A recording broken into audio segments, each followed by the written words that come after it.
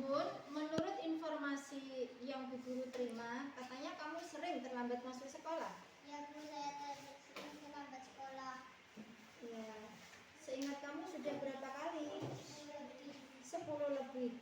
Bun, terlambat itu merupakan suatu kesalahan bukan? Kesalahan. Kesalahan. Baik, Bun. Berbuat salah itu adalah manusiawi. Karena manusia itu tempatnya salah. Yang terpenting kita ambil pelajaran tersebut dan kita memperbaikinya. Kita cari solusinya ya Bun ya, supaya Embun besoknya tidak terlambat lagi. Embun, saat kamu terlambat, kamu pasti punya alasan. Alasanmu apa Embun? Begadang sampai jam 1. Begadang sampai jam 1. Embun, kamu tahu tidak keyakinan kelas yang sudah kamu langgar? Disiplin. Iya, keyakinan kelas disiplin yang sudah kamu langgar. Kamu meyakini tidak Embun, dengan disiplin itu penting? Yakin. Ya, disiplin itu penting.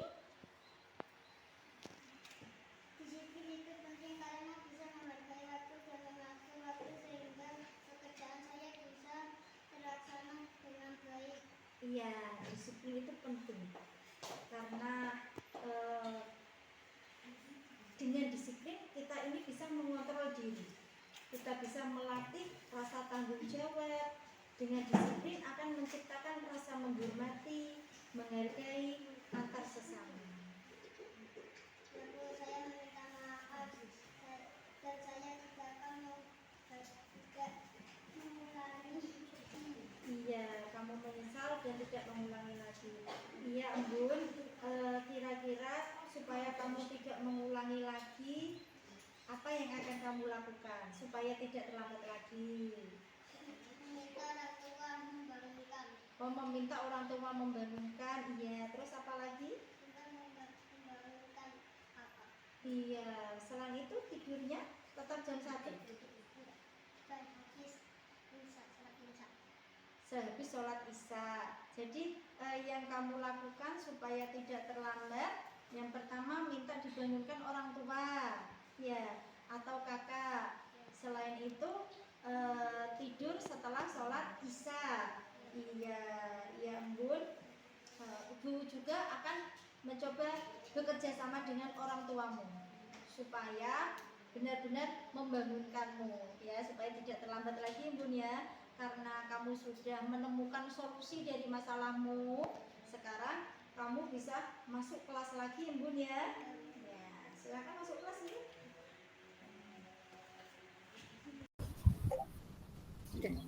Silahkan Bu Anita.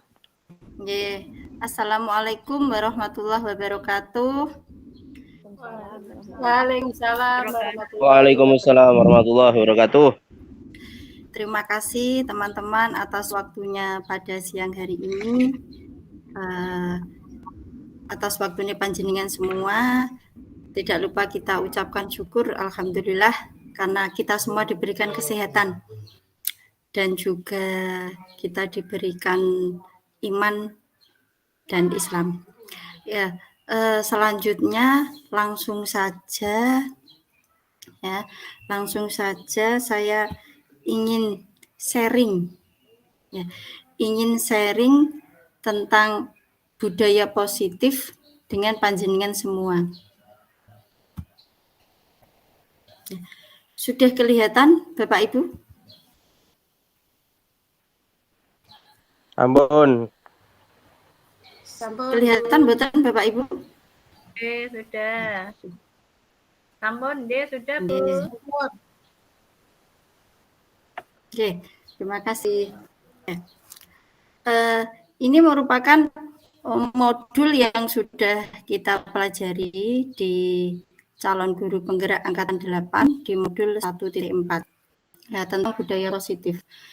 Budaya positif di sekolah atau di lembaga. Sekolah ini merupakan rumah kedua ataupun rumah selanjutnya bagi peserta didik dan juga bagi pendidik.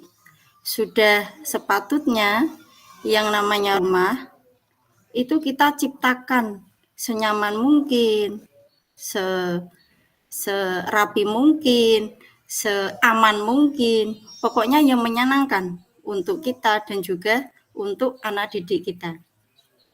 Bahkan menurut Ki Hajar Dewantara, ya, yang mengibaratkan sekolah itu sebagai ladang, guru sebagai petani dan murid sebagai benihnya, di mana seorang petani ini harus memperlakukan benihnya dengan baik, menyiram, memupuk, merawat, sehingga benihnya ini bisa tumbuh dan berkembang. Begitu juga dengan kita, seorang pendidik yang diibaratkan petani, kita ini harus memberikan rasa aman, rasa nyaman, kita harus melindungi, ya, supaya anak didik kita ini dalam pembelajarannya ini merasa bahagia, merasa senang, merasa aman berada di rumah keduanya, yakni di lembaga yang kita tempati. Selanjutnya, dalam menciptakan lingkungan belajar yang positif, perlu dilakukan pembiasaan yang dapat menggiring siswa pada pemenuhan keyakinan akan nilai-nilai kebajikan. Bentar. Ya. Budaya positif di sekolah itu sangatlah penting untuk mengembangkan anak-anak agar memiliki karakter yang kuat, karakter yang sesuai dengan profil pelajar Pancasila. Ya. Di sini saya tuliskan tentang disiplin diri. Ya, jika kita mendengar kata disiplin, pastinya yang ada itu pikiran kita, artinya disiplin ini tidak enak. Disiplin waktu, kita harus tepat waktu. Disiplin mengumpulkan tugas, kita harus tepat waktu mengumpulkan tugas. Yang ada pada diri anak atau mungkin bahkan pada diri kita sendiri, arti kata disiplin itu tidak menyenangkan, bersifat seperti mengekang. Ya, padahal jika diartikan arti dari disiplin itu sendiri, disiplin itu adalah bagaimana kita mengontrol diri, menguasai diri untuk memilih tindakan yang mengacu pada nilai yang kita hargai. Jadi disiplin itu tidak hanya tentang waktu. Disiplin itu bisa bagaimana kita bersikap, bagaimana kita bertindak, itu yang sesuai dengan hal yang kita hargai, nilai yang kita hargai. Tujuan dari disiplin, ya, tujuan dari disiplin positif adalah untuk menanamkan motivasi kepada semua siswa kita agar mereka menjadi orang yang mereka inginkan dan menghargai diri sendiri dengan nilai-nilai yang mereka percaya. Motivasi ini berasal dari diri siswa sehingga akan berdampak jangka panjang dan tidak akan terpengaruh dengan adanya hukuman dan hadiah. Jadi jika kita dan peserta didik kita sudah memiliki keyakinan, sudah memiliki motivasi secara internal, secara intrinsik, kita ini dalam bersikap disiplin, ini kita tidak takut akan adanya hukuman.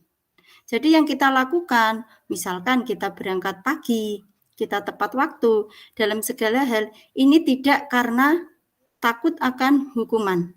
Begitu juga dengan siswa. Siswa melakukan apa yang sesuai dengan yang sudah disepakati atau sesuatu yang sudah dikatakan sebagai keyakinan, ini mereka tidak mengharapkan suatu hadiah atau imbalan. Karena motivasi ini sudah ada dalam diri mereka. Ini yang kita harapkan. Selanjutnya, kebutuhan dasar manusia. Kebutuhan dasar manusia, ya, kebutuhan dasar manusia. Kebutuhan dasar manusia ini ada 5. Yang pertama, kebutuhan akan bertahan hidup. Yang kedua, kebutuhan cinta dan kasih sayang. Yang ketiga, kebutuhan penguasaan. Yang keempat, kebutuhan akan kebebasan. Yang kelima, kebutuhan akan kesenangan.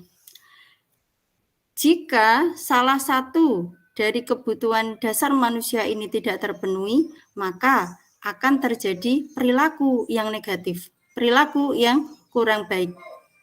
Bisa jadi murid kita yang kurang disiplin atau mungkin manusia yang tidak disiplin, ini ada salah satu kebutuhan dasarnya yang belum terpenuhi. Ada seorang anak, mungkin ada suatu kasus, anak itu pernah mengambil barang temannya yang bukan haknya.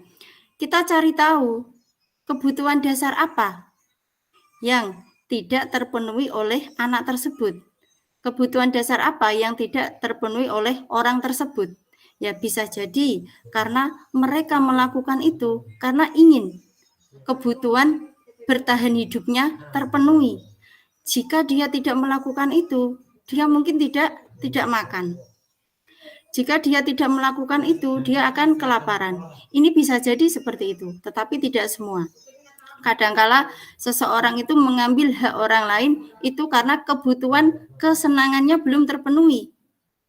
Ya, dia melakukan itu karena ingin, misalkan mengoleksi barang-barang yang dianggapnya ini berharga.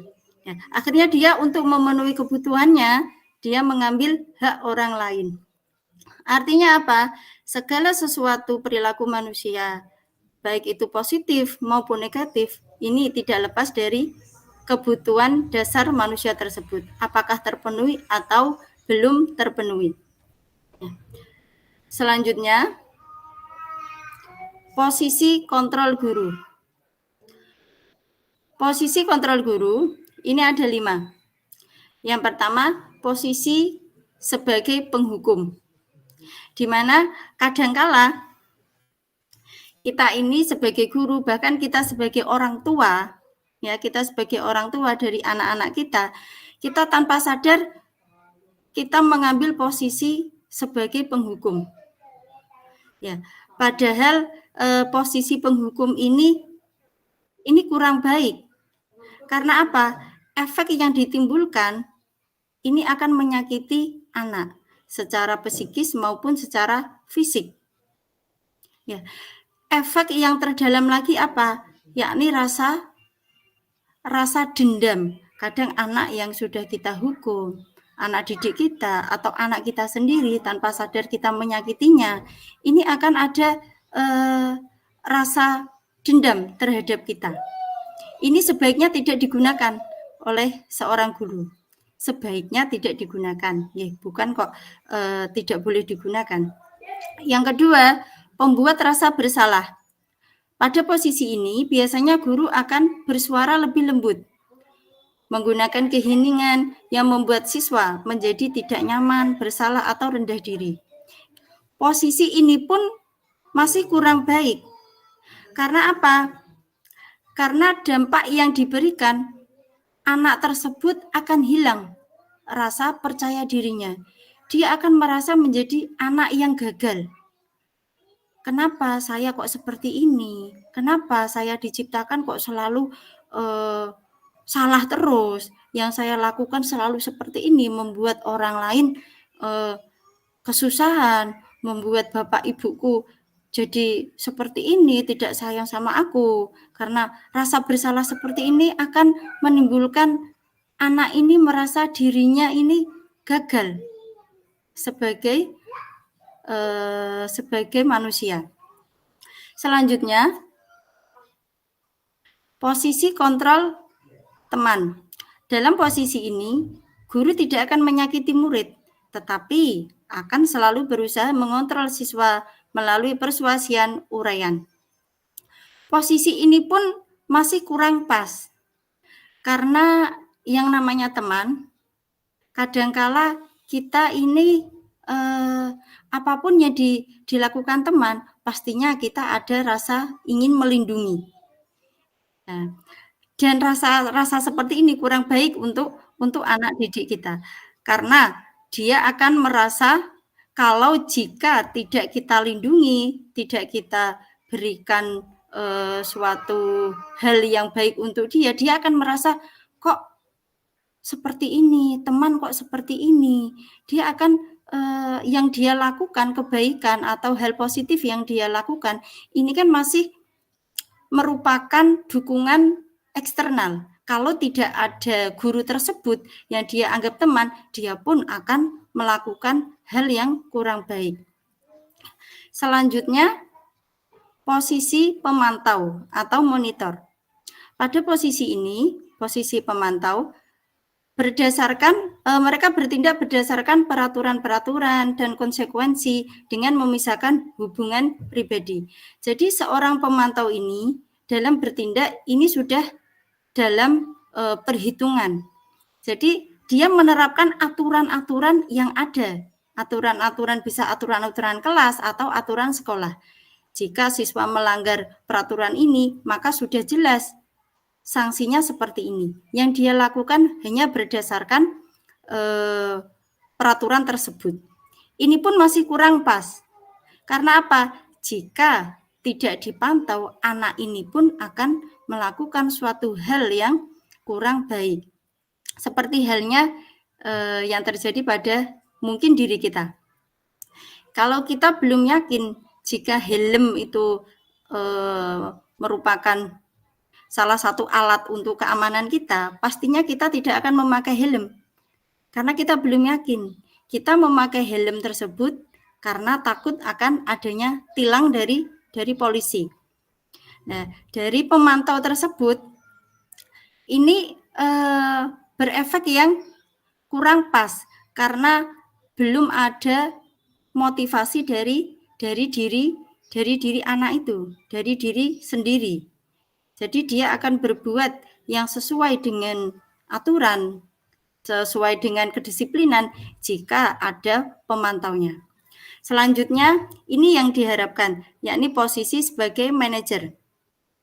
Posisi ini merupakan posisi mentor di mana guru berbuat bersama dengan murid, mengajak siswa bertanggung jawab dengan perilakunya, mendukung siswa menemukan solusi atas permasalahannya sendiri. Murid diajak menganalisis kebutuhan dirinya dan kebutuhan orang lain. Posisi manajer ini, guru dan murid sama-sama mencari solusi dari permasalahan yang dilakukan atau permasalahan yang dialami oleh siswa. Jadi guru ini istilahnya membimbing. Bagaimana siswa ini bisa mencari jalan keluar dari permasalahannya. Nah, kalau jalan keluar atau solusi ini dikeluarkan dari hati atau pikiran si anak itu pastinya akan lebih menancap. Itu pastinya akan lebih diyakini oleh siswa tersebut. Nah, ini yang diharapkan dari seorang guru, yakni posisi manajer. Jadi kita ini menjadi mentor, di mana kita ini bersama-sama mencari solusi, kita ini mendukung kebutuhan anak tersebut. Itu adalah 5 posisi kontrol. Selanjutnya, bentar, ya. Ini 2 identitas. Identitas yang pertama merupakan identitas gagal, identitas yang kedua merupakan identitas yang berhasil atau sukses. Pada suatu hukuman, ini yang diciptakan adalah identitas gagal, di mana sesuatu yang menyakitkan harus terjadi, tidak nyaman untuk murid atau anak dalam jangka waktu yang panjang. Anak menjadi korban mendapatkan keadilan, murid atau anak akan tersakiti. Sedangkan untuk identitas sukses, ini terciptanya disiplin. Ya, untuk identitas sukses ini atau disiplin, ini bisa dilakukan dengan 2 cara, yakni sanksi atau konsekuensi, yang kedua restitusi. Ya, kedua cara ini, yang pertama sanksi atau konsekuensi, ini masih kurang berpihak pada anak. Ini masih ada menyakiti anak. Karena sesuatu harus terjadi jika kita menggunakan kedisiplinan dengan memberi sanksi atau konsekuensi. Sesuatu harus terjadi jika peraturan ini tidak dilakukan. Sedangkan restitusi ini merupakan pilihan. Menguatkan untuk murid atau anak dalam jangka waktu yang panjang. Ya. Sedangkan kalau konsekuensi ini membuat murid tidak nyaman karena dia merasa tertekan, karena dia merasa istilahnya dipaksa. Korban bisa diabaikan, sedangkan kalau restitusi korban mendapatkan ganti. Murid atau anak dibuat tidak nyaman, kalau restitusi anak mendapatkan penguatan. Ya. Dari ketiga ini, kalau hukuman merupakan sesuatu. Hukuman ini merupakan sesuatu yang bersifat tiba-tiba atau tidak terencana. Siswa tidak tahu apa yang akan terjadi atau apa yang dilibatkan. Di samping itu, hukuman hanya bersifat satu arah dari guru yang memberikan dan siswa hanya menerima hukuman tersebut, baik secara fisik maupun secara verbal. Sedangkan konsekuensi adalah efek dari suatu peraturan atau sifatnya terencana. Jadi anak sudah tahu apa yang akan terjadi jika saya melanggar peraturan tersebut. Sedangkan restitusi merupakan dialog antara guru dan siswa untuk menciptakan kondisi bagi murid untuk memperbaiki kesalahan mereka, sehingga anak bisa kembali ke kelompok mereka dengan karakter yang lebih kuat. Selanjutnya,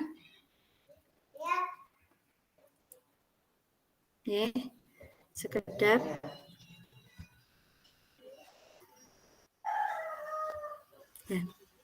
sama halnya dengan hukuman, ternyata penghargaan atau suatu hadiah itu juga bersifat menghukum. Berikut pengaruh buruk penghargaan terhadap anak. Yang pertama, memberikan pengaruh jangka pendek dan jangka panjang. Penghargaan itu tidak efektif. Penghargaan juga merusak hubungan. Penghargaan itu mengurangi ketepatan. Yang kelima, penghargaan itu menghukum. Penghargaan menghukum mereka yang tidak mendapatkan penghargaan. Penghargaan dan menghukum adalah hal yang sama karena keduanya berusaha mengendalikan perilaku seseorang. Pada dasarnya, setiap orang tidak suka dikendalikan. Dalam jangka waktu lama, penghargaan akan terlihat seperti hukuman. Jika penghargaan sangat diharapkan, tapi kita tidak mendapatkannya, maka akan merasa dihukum. Jadi kadangkala kita ingin memberikan anak suatu hadiah karena anak itu sudah pintar atau anak itu nurut. Ternyata ini juga kurang baik. Ya. Karena apa? Kadangkala anak itu mendapatkan nilai 100, kita berikan hadiah, kita berikan permen. Besoknya lagi dia akan menagih itu lagi, dia akan berharap mendapatkan nilai yang bagus karena besok saya akan mendapatkan hadiah. Nah, ini adalah pengaruh jangka pendek dan jangka panjang. Jadi segala sesuatu yang dilakukan anak, ini dia mengharapkan imbalan. Istilahnya kan kurang ikhlas seperti itu. Ya. Penghargaan ini juga merusak hubungan. Bagi mereka yang tidak mendapatkan penghargaan, dia akan merasa sakit hati.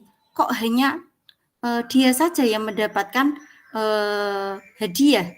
Dia ini adalah anak yang dianggap pintar oleh gurunya. Nah, ini akan merusak hubungan antara pertemanan anak dengan anak yang lain. Ya, seperti itu. Selanjutnya, ini ada segitiga restitusi.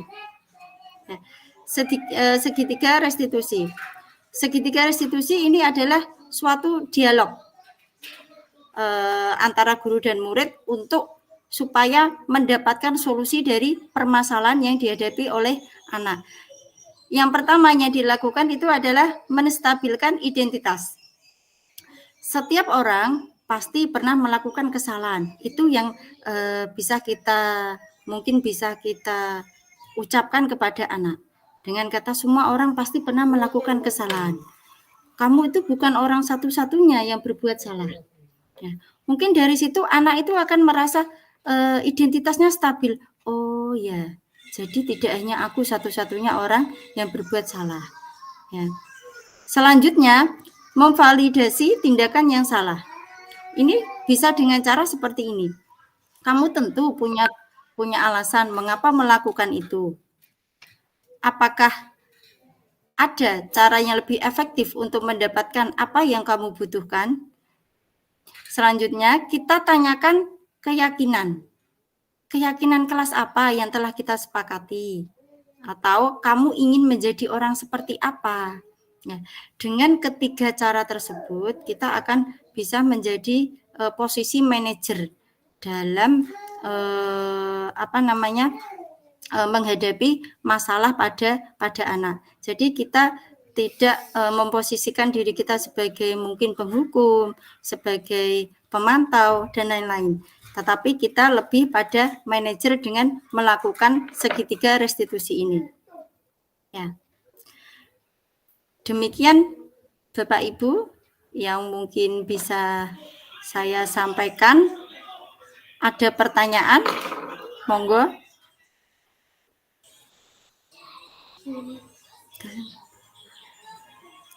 Monggo Bapak Ibu, ada pertanyaan? Nggih, Bu Lili. Dipersilahkan. Terima kasih Bu Anita. Tidak semua guru itu memiliki kecakapan dalam menangani sebuah kasus yang ada di tengah-tengah siswanya. Nah, bagaimanakah kita sebagai rekan sejawat untuk membantu teman sejawat kita itu yang mengalami kesulitan dalam memposisikan dirinya jika terjadi kasus kepada muridnya. Terima kasih Bu Lili. Nggih. Pripun Bu Lili? Bantuan berupa apa atau dukungan berupa apa maksudnya Bu Nita? Iya. Ya, jadi mungkin ya Bu Lili ya, kita ini hanya sharing Bu Lili nggih. Ya. Jika ada mungkin teman yang mengalami masalah, mereka kan belum punya pemahaman tentang posisi kontrol guru, ngonten nggih Bu Lili? Iya, terus betul. Bagaimana cara kita ya membantu mungkin kita bisa sharing ilmu dari yang kita dapatkan dari modul ini Bu Lili. Kita bisa sharing ilmu kepada mereka dan sebelumnya ilmu tersebut sudah kita terapkan dulu kepada anak didik kita yang bermasalah atau mungkin sudah kita terapkan dulu pada mungkin teman-teman kita yang bermasalah, kita restitusi juga atau kita posisikan diri kita sebagai manajer terhadap mereka, itu bisa juga. Nah, dari yang sudah kita praktekkan itu, mungkin kita bisa sharing kepada mereka. Saya menggunakan cara seperti ini, saya menggunakan cara seperti itu. Ini lumayan efektif. Jadi kalau kita mengutarakan suatu teori saja, tetapi kita belum praktek, itu mungkin bagi mereka teori saja. Tetapi jika kita pun sudah mempraktekkan dan ada progres walaupun tidak signifikan, artinya itu kan bisa menjadikan suatu praktek baik kepada mereka, gitu Bu Lili. Ya, jadi kita bisa sharing ilmu dan juga sharing pengalaman. Itu Bu Lili mungkin yang bisa saya sampaikan. Terus Bu Lili, mungkin dari panjenengan pripun Bu Lili? Terima kasih Bu Nita, sudah membuat saya ngerti kalau saya menangani kasus-kasus di sekolah, karena saya sendiri itu kan masih kurang cakap dalam menangani kasus-kasus yang muncul di tengah-tengah murid saya.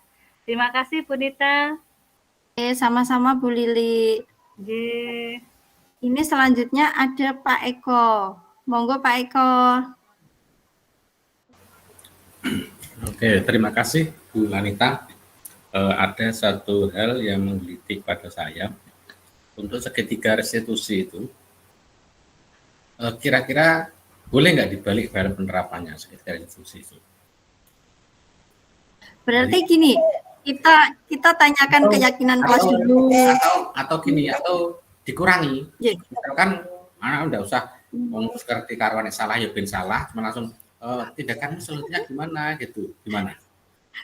Iya, ada mungkin beberapa masalah kalau dirasa tidak terlalu apa ya dalam masalahnya, kita tidak perlu menggunakan tiga cara tersebut, Pak. Mungkin kita bisa langsung memfasilitasi kesalahannya, atau mungkin kita stabilkan itu, kita bisa langsung menggunakan cara itu. Jadi kita tinggal lihat kasusnya. Jika kasusnya ringan ya bisa dengan satu cara atau dua cara saja. Tetapi jika kasusnya lumayan berat, mungkin kita bisa menggunakan 3 cara tersebut. Itu Pak Eko. Ya, jadi tidak harus 3 nih Bu ya? Enggak Pak Eko, tidak harus 3. Terima kasih Bu. Ya, sama-sama. Oke, mungkin ada pertanyaan lain?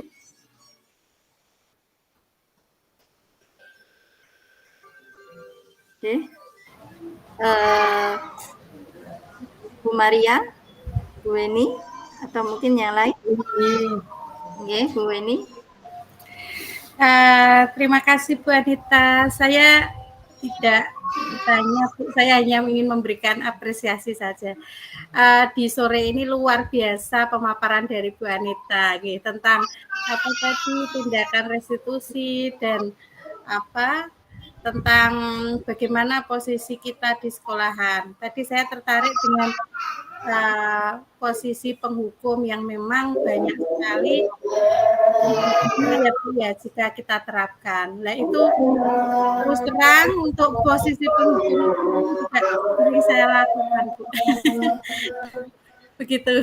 Jadi terima kasih Bu Anita, dari pemaparan Bu Anita membuka wawasan saya juga bagaimana kita bisa bijak menjadi seorang guru. Bagaimana kita harus memposisikan diri kita, menggunakan posisi kontrol yang mana yang cocok buat anak didik kita. Begitu Bu Anita, terima kasih banyak. Oke, terima kasih Bu Weni. Ya, terima kasih.